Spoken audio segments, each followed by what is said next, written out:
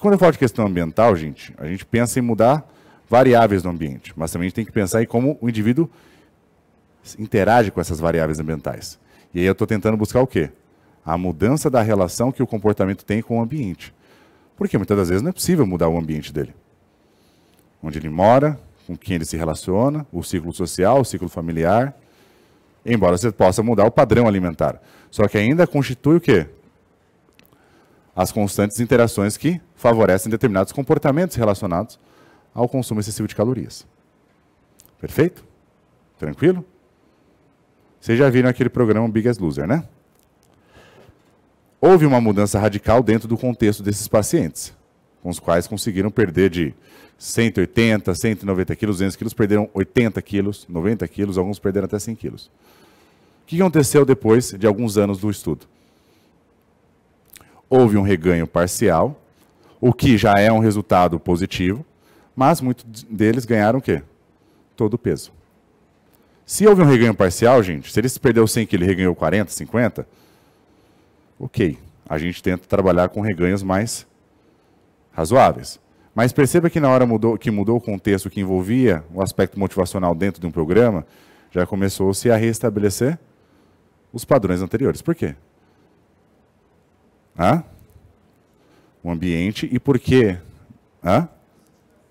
Motivação, mas porque também há uma circuitaria neural que corresponde ao processo de neuroplasticidade. Então não é simplesmente eu fazer porque minha consciência diz ou não diz, mas você tem uma rede neural que implica na maneira como você vai fazer determinadas ações em determinados ambientes. E quanto mais fortalecida ela é, mais reprodutível ela se torna no decorrer da vida do sujeito. Por isso, quanto mais velho o indivíduo, mais difícil é de mudar as circunstâncias comportamentais. Porque o grande ponto que leva ao ganho de peso, gente, são o quê? São os comportamentos. Comportamentos que eu digo é o que o paciente vai adquirindo e reproduzindo de repertório que favoreça um maior consumo de calorias e uma redução no gasto calórico. Somado também às próprias disposições metabólicas para armazenar mais gordura. Certo? Tranquilo? E o legal da história é o seguinte, porque dentro desse cenário, presume-se que essa atividade periférica, ela seria o suficiente para estabelecer o quê? O rigor ou o controle da ingestão de alimentos. Isso acontece? Novamente, eu refaço a questão sobre o rodízio à la carte. O seu limiar de saciedade num rodízio, ele é bem diferente do limiar do à la carte, né? Sendo no à la carte um limiar maior e no rodízio um limiar bem reduzido. Certo? Onde a faixa de consumo ela é muito mais ampla. E os efeitos sensoriais do alimento, eles exercem uma supressão significativa com relação à sua saciedade. Porque a gente compreende o estágio de alimentação em 3 fases. Quais são as fases? A fase de apetite, certo? Que aí eu compreendo o elemento, o momento antecipatório à refeição, que é a fase cefálica, certo? Que é onde começa a se dispor respostas fisiológicas para preparar o organismo para comer, peristaltismo gástrico, embora isso possa ser ou não, né, importante, mudança na atividade atencional, perfeito? Então o paciente começa a salivar mais, começa a pensar mais em comida, começa a já ter um comportamento mais inclinado para ingerir alimentos. Certo? Tem a fase preparatória. Então quando vai chegando perto do almoço, vocês já começam a ter, 1 hora antes, essa fase preparatória. Certo? Em seguida eu tenho a fase de consumação, que aí compreende o estágio dela até ocorrer o processo de saciação. Aonde quem entra em ação? Esses caras aqui, ó.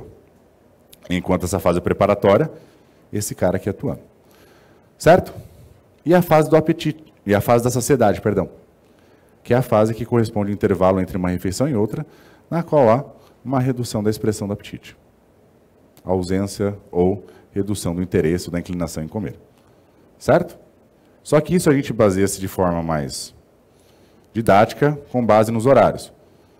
Porém, supondo que você gosta de um chocolate. Eu vou lá, ó, toma um chocolate. eu fiz uma mudança imediata no ambiente, a qual isso já, ou não escrevi aqui, mas a qual isso já antecipou a fase cefálica.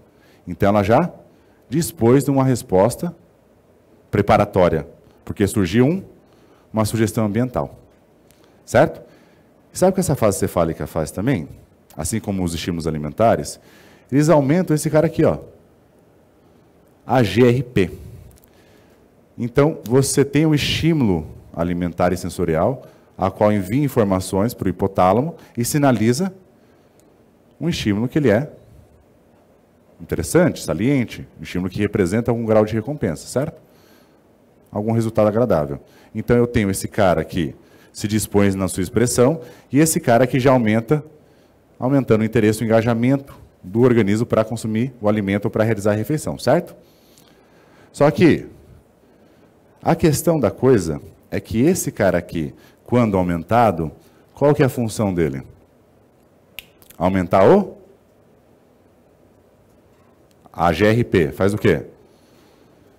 Aumenta Gente, tá sugestivo, hein? apetite. Mas não só isso. Você simplesmente fala, nossa, que vontade de comer, estou com fome.